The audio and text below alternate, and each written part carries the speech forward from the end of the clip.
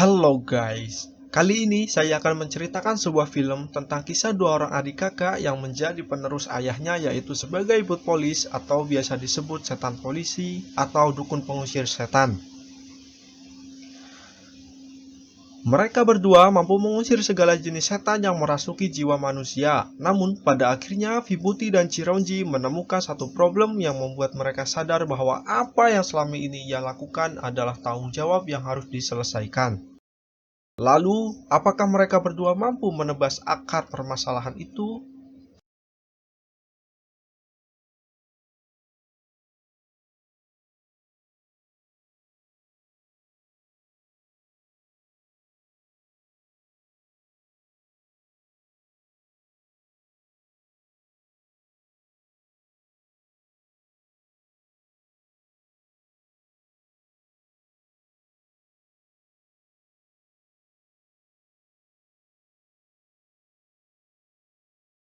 Di awal film, terlihat mobil yang sedang menuju sebuah tempat. Ketika sampai di tempat tersebut, Ciku langsung merasakan energi yang buruk.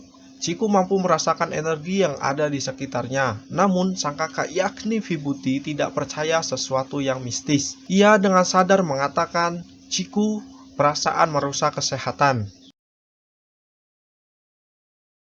Ketika masuk ke salah satu rumah, mereka mendapati seseorang tengah kerasukan. Menurut orang tuanya, anak perempuan itu kerasukan almarhum sang kakek. Nah, Ciku mulai merafalkan mantra dan menaburkan air suci. Namun, mantranya tidak mempan dan setan itu malah menyerang Ciku. Tidak berselang lama, Buti menemukan tanda kenapa ia kerasukan. Dan ternyata benar, perempuan itu sedang berpura-pura kerasukan karena menolak untuk dinikahkan. Pada akhirnya, mereka sepakat untuk saling membantu. Ulat baba itu pun berpura-pura melakukan ritual pengusiran roh dari jasad manusia. Misi itu pun berhasil dengan bahagia. Mereka berdua mendapatkan bayaran, sedangkan sang anak tidak jadi dinikahkan. Ini poin penting untuk kalian semua. Jika Anda dituntut oleh orang tuanya, maka berpura-puralah kerasukan. Film pun dimulai.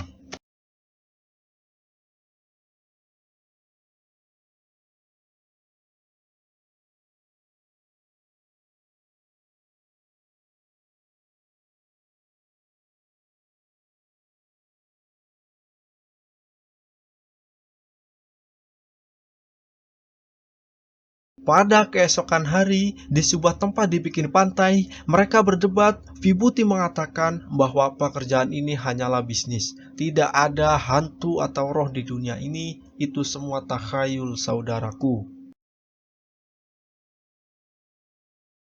Setelah beres bersih-bersih, ulat baba mulai melakukan aktivitasnya, yaitu mengusir roh jahat yang berada di dalam tubuh manusia. Seperti biasa, setelah pekerjaan selesai, mereka bersantai ria duduk berdua sambil makan telur bakar di pinggir jalan.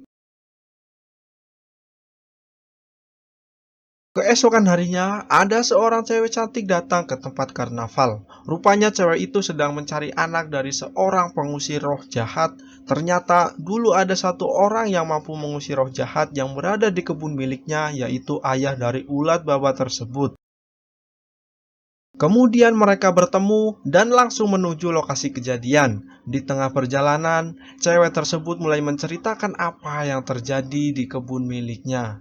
Ternyata, roh jahat yang dulu diusir oleh ayahnya sekarang kembali lagi dan mulai menakut-nakuti para warga.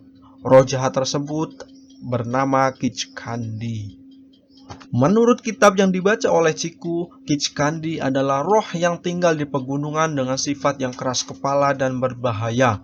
Pilihan terbaik untuk mengusirnya adalah dengan melakukan ritual di malam bulan purnama. Sesampainya di tempat tujuan, ulat baba terpukau karena melihat tempat yang indah dan nyaman. Tempat tersebut adalah tempat peninggalan sang kakek yang dibelinya pada tahun 1942. Tanpa bercakap-cakap, Vibhuti langsung merencanakan sesuatu kepada adiknya untuk kehidupan yang layak di tempat baru tersebut.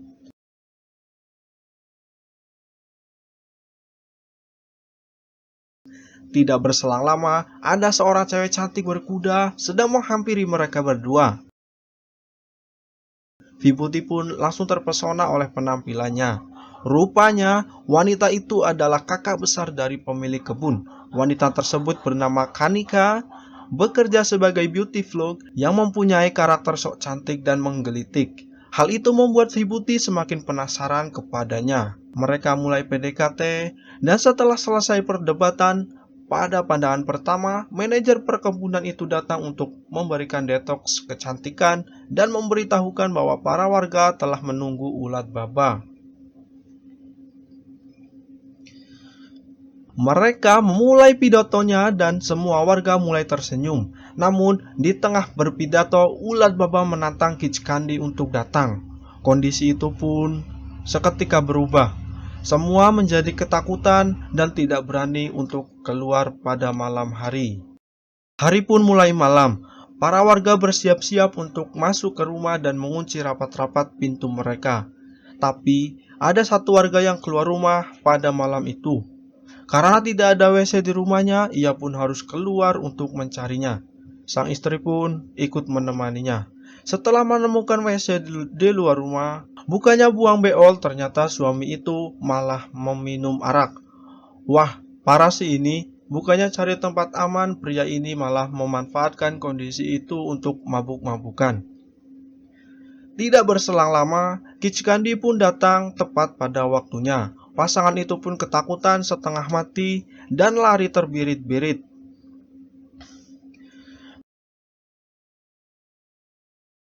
Keesokan harinya, warga berkumpul kembali dengan rasa takut yang semakin mengendap di tubuh mereka.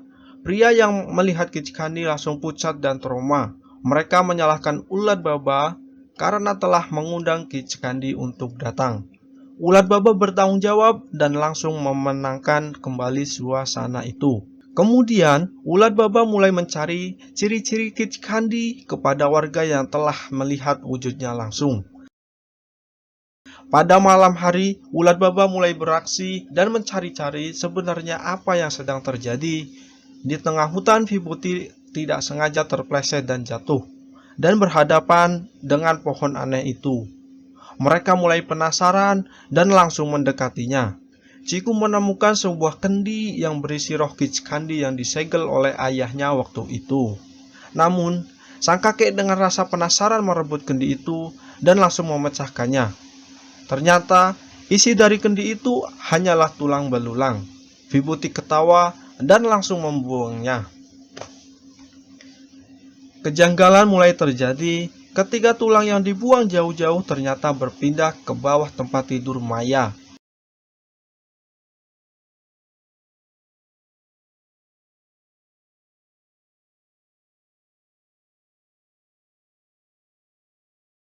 Ciku marah dan langsung melakukan ritual pengusiran roh. Ia juga menaruh boneka di atas pintu untuk mencegah hal itu terulang kembali. Ciku berjanji kepada Maya akan melakukan ritual pengusiran roh jahat secara total di malam bulan purnama besok.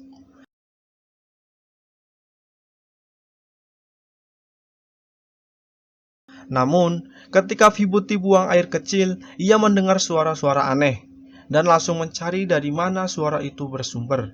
Dan benar, Vibhuti menemukan seseorang tengah memanjat jendela di kamar Maya. Vibhuti langsung beraksi dan menangkap orang itu.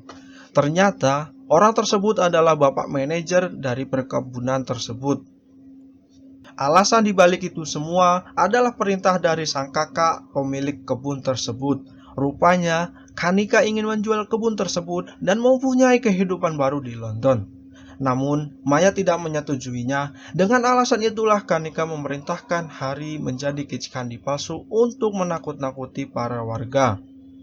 Dari sini Vibhuti memanfaatkan hal itu dan langsung membuat perjanjian.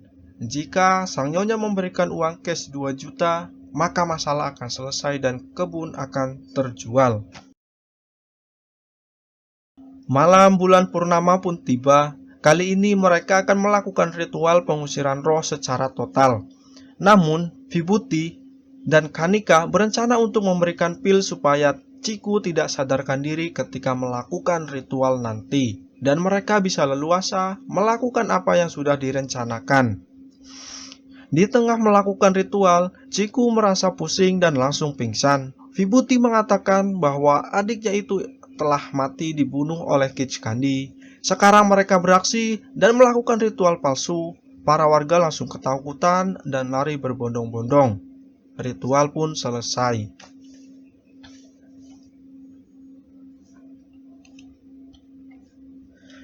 Namun, ketika Kanika dan manajer itu kembali ke rumahnya, ia mendapati Maya sang adik tengah melakukan sesuatu yang aneh. Setelah didekati, ternyata Maya kerasukan roh Kichkandi yang asli. Maya pun langsung menyerang sang kakak dan sang manajer. Ulat Baba mendengar suara jeritan kencang dari arah sana dan mereka langsung mendekatinya. Kanika langsung memberitahukan kepada Ulat Baba bahwa Maya telah kerasukan roh Kichkandi yang asli. Ketika Ciku mulai membacakan mantra, Kichkandi menyerang warga dari atas ruangan. Ternyata orang itu selamat karena menggunakan bahasa kambing. Sekarang giliran Ciku yang diserang. Kichkandi membanting sehingga membuat Ciku pingsan. Kakaknya langsung membantu dan mengalihkan hantu tersebut. Mereka mulai kejar-kejaran dan sekarang giliran Vibhuti yang diserang. Ciku pun tersadar dan melihat kakaknya tengah diserang. Ciku secara refleks dan penuh keimanan langsung membacakan mantra dan kali ini mantra itu berhasil. Maya juga kembali normal. Namun, mantra yang dibacanya ternyata adalah mantra berpindahan roh. Roh Kichkandi kali ini pindah ke dalam tubuh Vibhuti. Semua menjadi ketakutan dan langsung lari terbirit-birit.